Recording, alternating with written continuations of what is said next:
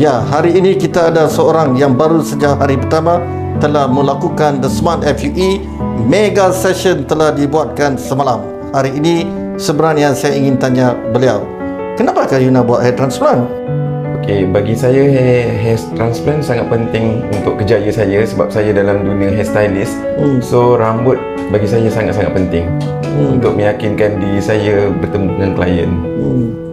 Inilah contoh yang penting di sini. Pekerjaan beliau ialah hairstylist. Jadi rambut amatlah penting dan bermakna untuk beliau sebagai hairstylist.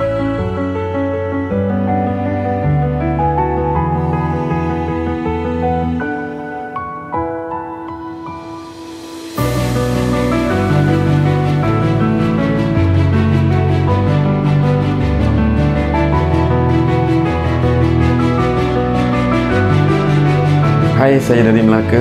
Saya datang ke Glowjust kerana ingin membuat hair transplant. Sebelum ini saya berasa tidak confident bila berhadapan dengan klien. So after I buat hair transplant, saya berasa lebih yakin bertemu dengan customer saya.